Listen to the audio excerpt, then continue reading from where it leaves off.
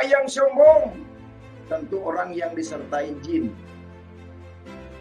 Siapa yang disertai jin?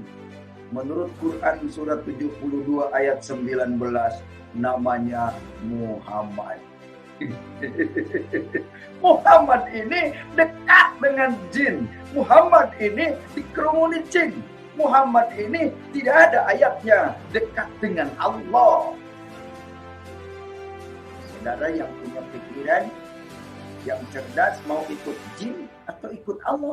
Assalamualaikum warahmatullahi wabarakatuh. Ibu bapak hadirin pemuda-pemudi sebangsa setanah air.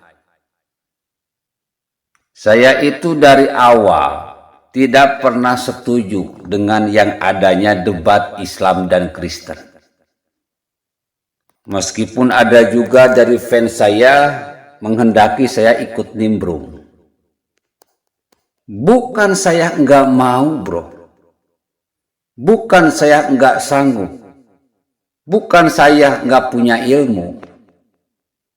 Tetapi karena yang pertama, itu sudah dijelaskan dalam Al-Quran.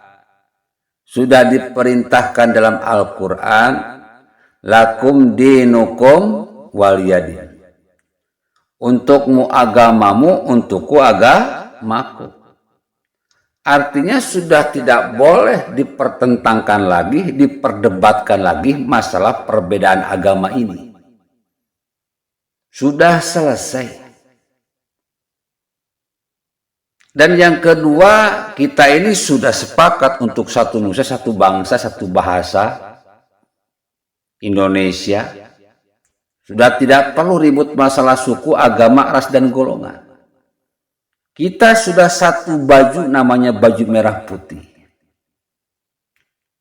Kita sudah satu nusa, satu bangsa, satu bahasa, Indonesia. Nggak perlu ribut masalah yang gini ya. Dulu saya pernah minta kepada Menkominfo untuk memblokir akun-akun yang memunculkan debat Kristen dengan Islam. Karena ini berbahaya, bro. Dan ini merupakan strategi orang-orang khilafah untuk membangkitkan rasa fanatik antar agama. Ini bahaya, nanti bisa perang agama. Jadi sekali lagi kepada pemerintah, tolonglah blokir akun-akun yang merusak kebinekaan. Khususnya yang memunculkan debat Islam Kristen. Yang kedua, saya akan katakan kepada Muhammad Kece, saya marah besar. Dari segi bacaan aja salah. Terus dari menafsirkan pun salah. Tidak mengerti Al-Quran secara baik dan benar. Coba perhatikan bacaan berikut ini, bro. Karena gini, jangankan umat non-muslim, umat Islam saja belum tentu sanggup menafsirkan Al-Quran dan mengamalkannya. Karena Al-Quran ini buatan Allah, bukan buatan manusia. Seperti Allah menciptakan matahari. Sampai saat ini tidak ada manusia yang sanggup menciptakan matahari. Jangankan menciptakan, pergi ke matahari aja nggak sanggup. Begitu pun dengan Al-Quran. Jangankan menciptakan, untuk memahami saja orang Islam pun belum tentu sanggup. Karena Al-Quran ciptaan Allah. Saya pada kesempatan akan bongkar. Biar Pak Muhammad Kece ini sadar akan kesalahannya. A'udzu billahi minasy syaithanir rajim.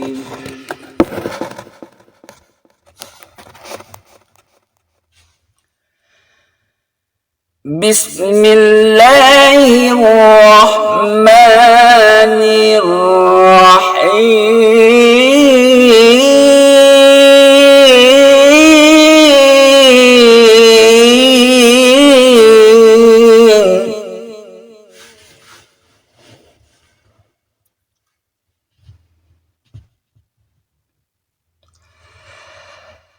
wa anna masajida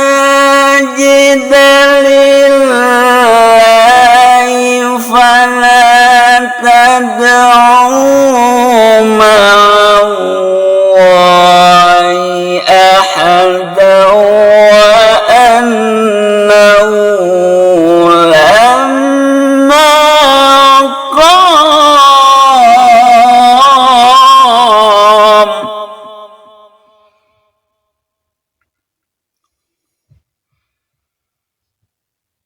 wa annahu lamma qama abdullah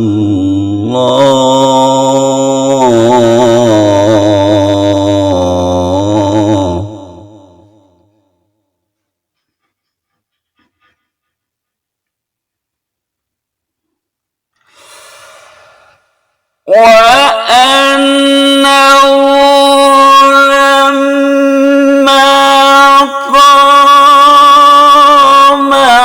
abdullah yad'u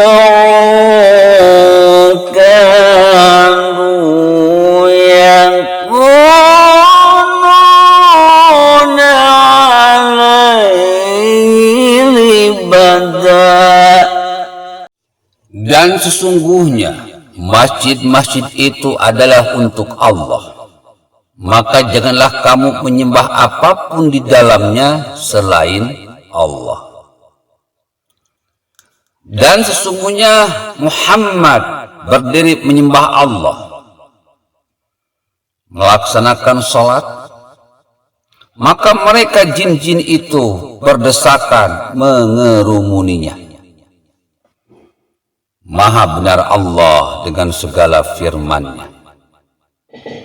Ibu bapak hadirin pemuda-pemudi sebangsa setanah air dimanapun kalian berada. Jadi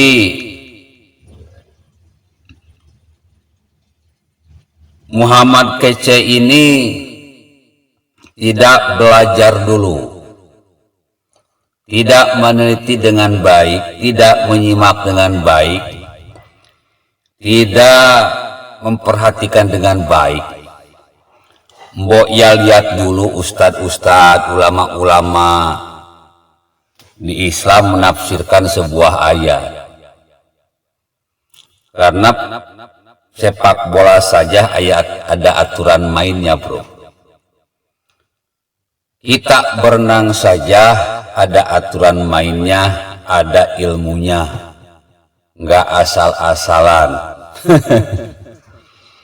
Kalau kita bermain sepak bola tanpa aturan, ya Anda tahu sendiri apa akibatnya. Yang harusnya pukul tendang bola, malah tendang kepala. Kenapa? Ya karena main bolanya tidak pakai aturan. Berenang juga kan ada aturan mainnya, ada ilmunya. Orang lain pakai pakaian renang, ini pakai pakaian kayak keondangan. Ya urusannya repot kalau perlombaan seperti ini aturan dilanggar. Begitu pula dengan Al-Quran, ini ada aturan mainnya. Selain seorang santri ingin menafsirkan sebuah Al-Quran, maka dia pun harus mampu membacanya. Jadi dalam Al-Quran itu ada perintah Iqra bismi rabbikal ladzi khalaq. Bacalah dengan menyebut nama Tuhanmu yang telah membuat Al-Quran. Jadi belajar baca dulu. Kitab kuning itu tahapan yang paling tinggi. Sebuah alat, sebuah pisau untuk membongkar Al-Quran.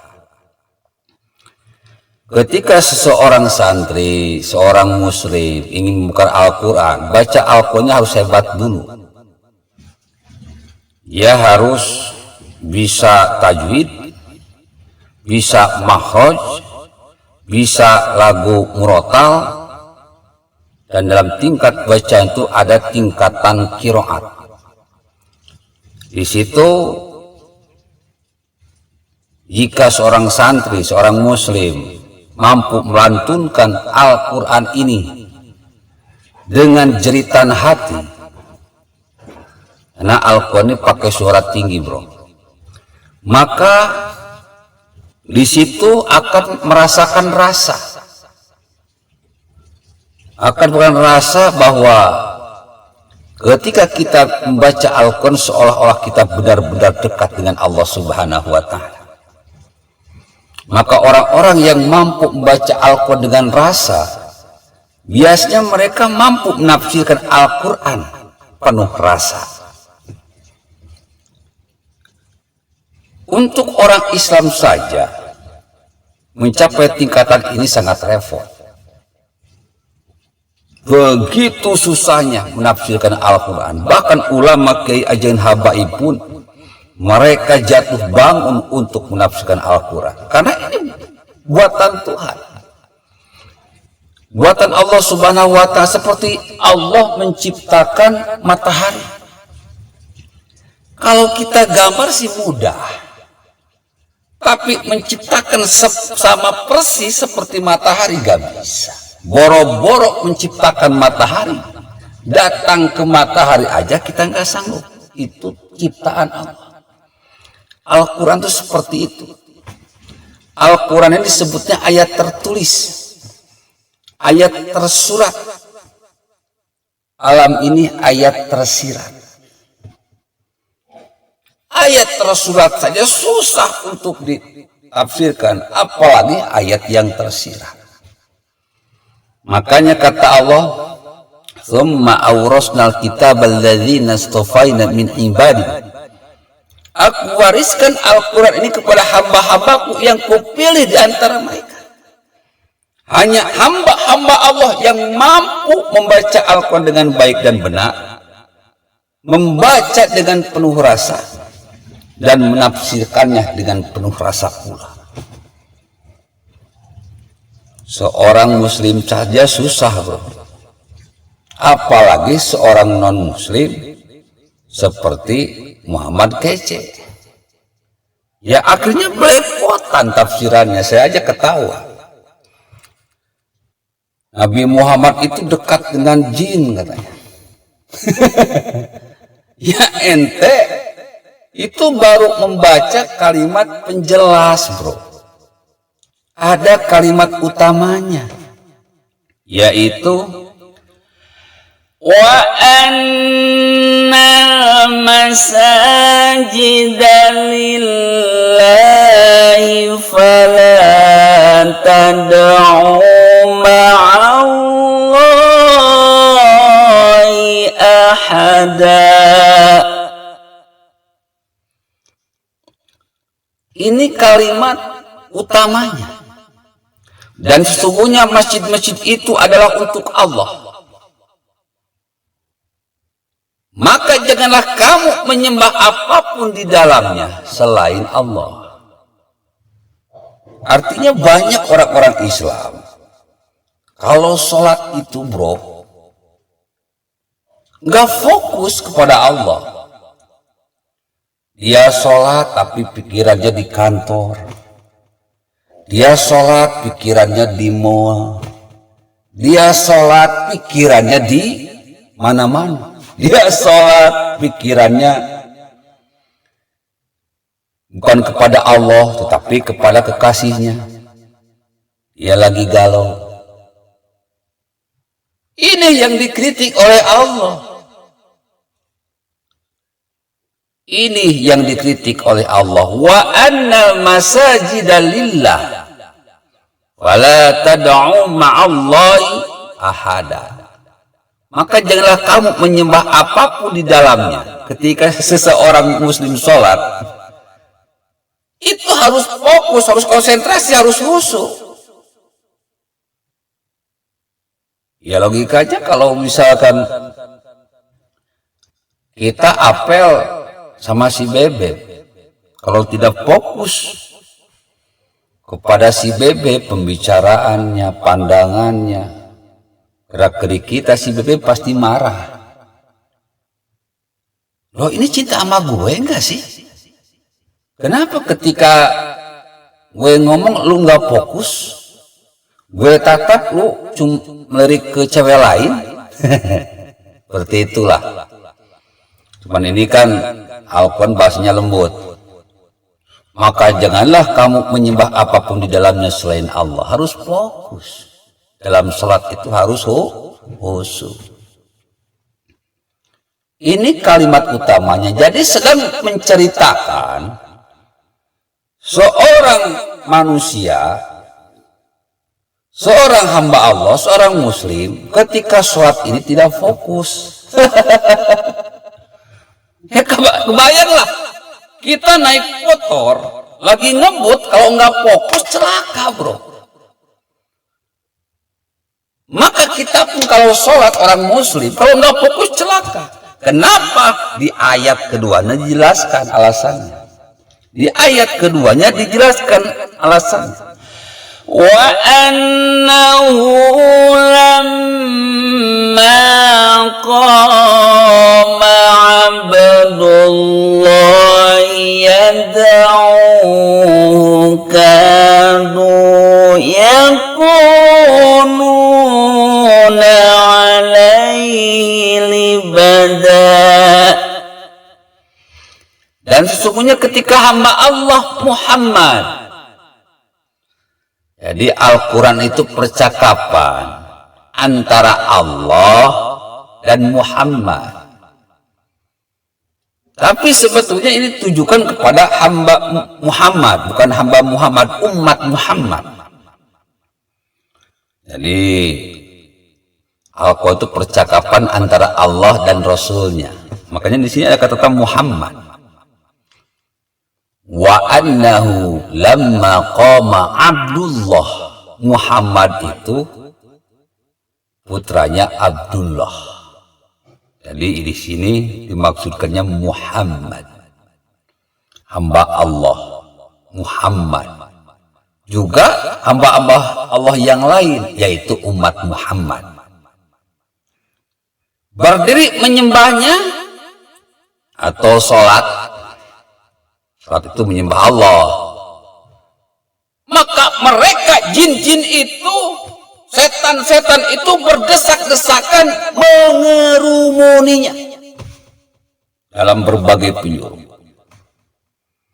Siapa itu setan? Alladzi yuwaswisu fi sudurin nas. Mereka membisikkan kejahatan ke dalam dada manusia, mengganggu manusia, mengacaukan pikiran manusia agar tidak fokus, digoda di sana di sini setiap penjuru. Orang yang sholat itu pasti digoda oleh setan agar dia tidak fokus, agar dia tidak fokus. Jika kita melihat lagi ayat sebelumnya itu tambah keren lagi. Linaftinahum fi wa may yu'rid an dzikri rabbih yasruqhu azaban sa'ada.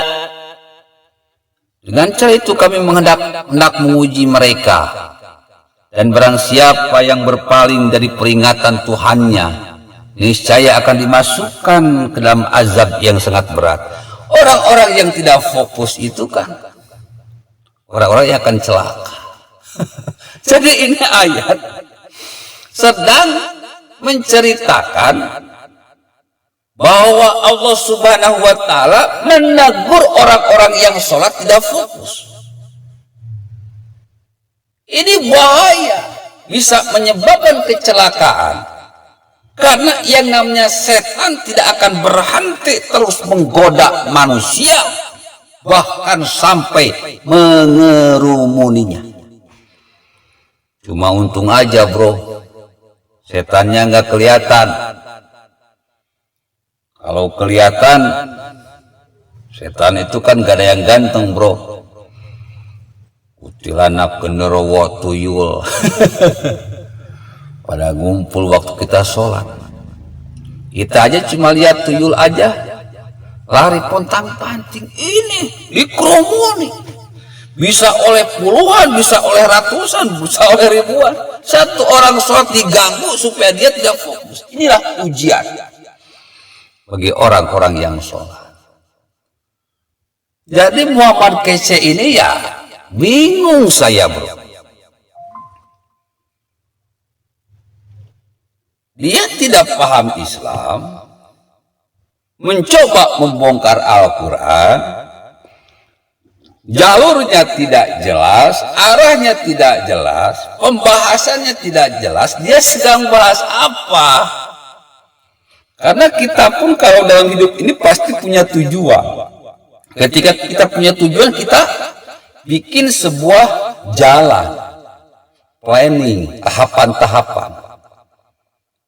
Muhammad kece ini nggak jelas tujuannya apa, tahapannya seperti apa. Kenapa sampai ingin menghina Nabi Muhammad? Nggak perlu harus menghina Nabi Muhammad. Karena siapapun orangnya, kalau agamanya dihina pasti marah. Tapi di sini saya mencoba memberikan pemikiran bahwa apa yang dilakukan oleh Muhammad kece ini salah, sesat. Jadi nggak usahlah mencoba menafsirkan Al-Quran, susah, bro. Saya pun menafsirkan satu ayat Al-Quran sampai puluhan tahun, sampai diam di kamar kayak orang gila. Makanya saya mencoba menafsirkan Al-Quran ini sampai kehilangan harta, nyawa, bahkan si bebe pun lari. Kenapa lari? Ya karena kita akan diuji dengan harta. Kalau kuat, kita akan diuji dengan kemiskinan. Kalau kuat, ya sudah lolos. Itulah seorang ahli marifat. Diuji dengan kemiskinan, 3 hari gak makan. Tapi saya tetap sabar, bro. Ya Allah, ini makanan cuma untuk hari ini saja. Saya makan cuma sama tepung pakai air. Lalu bikinlah di kayu bakar. Kebetulan saya dulu itu tukang kesenian, tukang kaligrafi kayu. Akhirnya banyak kayu dibakar-bakar lah. Udah nggak kebeli itu yang namanya gas sudah kosong. Akhirnya saya bikin semacam apalah, makan dari tepung gitu, jadi makan hari itu juga. Ketika besoknya ya nggak tahu sendiri.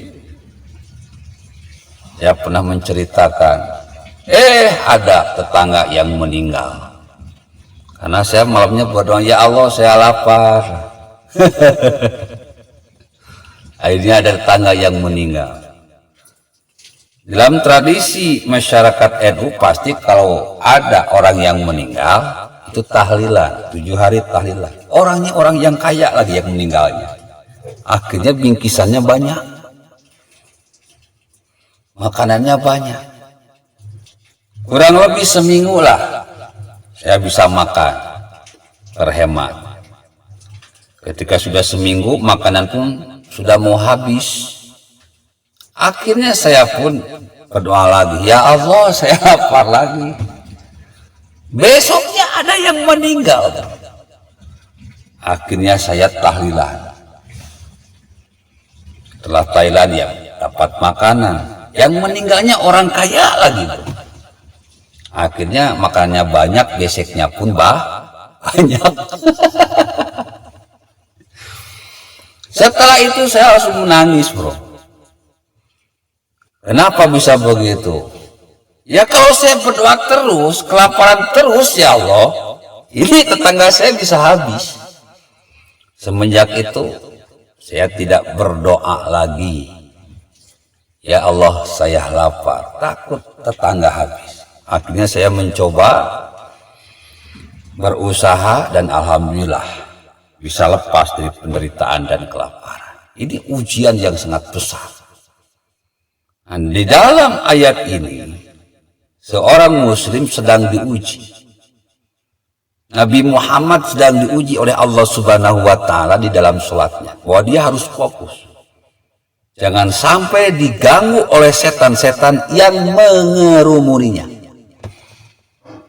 Begitu pula umat Nabi Muhammad, jangan sampai kalah oleh setan-setan yang mengganggu ketika sholat. Terus berbicara masalah kitab kuning. Kitab kuning ini kitab para wali Allah, para wakil Allah, penerus Allah. Jadi kalau dianggap sesat salah juga. Kalau banyak umat Islam saat ini yang beraliran radikal, itu yang disalahkan bukan Al-Quran, yang disalahkan bukan hadis, yang disalahkan bukan kitab kuning, yang disalahkan bukan ulama. Yang disalahkan itu karena mereka salah ngaji. Yang kedua, mereka itu membaca Al-Quran dengan rasa. Dan mereka tidak punya ilmu marifat. Sehingga ketika menafsirkan Al-Quran itu tidak dengan rasa pula. Cobalah kita makan kalau tanpa rasa bagaimana? Gak enak. Orang-orang yang beragama menafsirkan Al-Quran tanpa rasa itu gak enak. Hidupnya gak enak. Coba lihat Rizik Syihab. Dia katanya seorang ulama, seorang imam besar. Ilmunya mantap, bagus, tapi dia membaca Al-Quran tidak dengan rasa.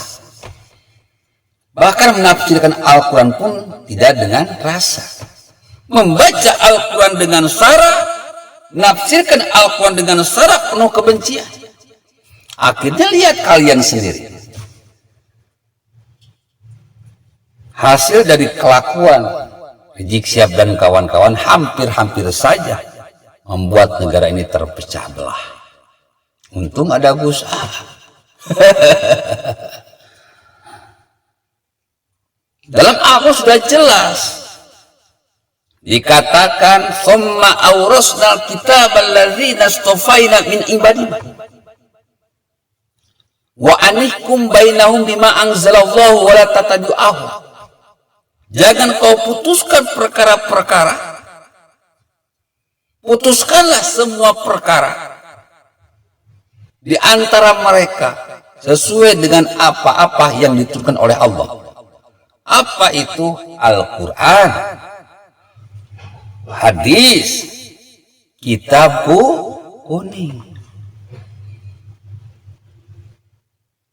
Jangan pakai hawa nafsu, jangan pakai sara. Allah sudah tahu. Wa khalaqnakum azwaja, Allah menciptakan sesuatu berpasang-pasangan. Ada orang baik, ada orang jahat. Ada ulama yang pintar, ada ulama yang bodoh. Ulama yang tidak mampu mencapai rasa, biasanya sara yang muncul. Jadi ini pelajaran lah, masukan buat para teman yang non muslim mungkin karena jengkel. Ustadz Nandar itu kan mungkin ilmunya masih cetek, makanya dia memberikan sara ketika berdebat, memberikan sara ketika berdebat dengan umat Kristen dalam jangka atau dalam program debat Islam Kristen. Sebetulnya ya saya tidak pernah suka dengan program debat Islam Kristen karena itu bertentangan dengan Al-Quran dan kebinekaan. Saya sudah sarankan kepada Menkominfo untuk menghanguskan akun-akun yang menayangkan debat Islam dengan Kristen. Karena masa ini sudah tidak perlu diperbincangkan lagi, tidak perlu diperdebatkan lagi, sudah jelas hukumnya, sudah jelas aturannya, sudah jelas keputusannya. Lakum dinukum waliyadin, untukmu agamamu, untukku agamaku. Sudah selesai. Silakanlah hidup berdampingan, saling asah, saling asih, saling asuh. Ini Indonesia sayang banget kalau harus terpecah belah.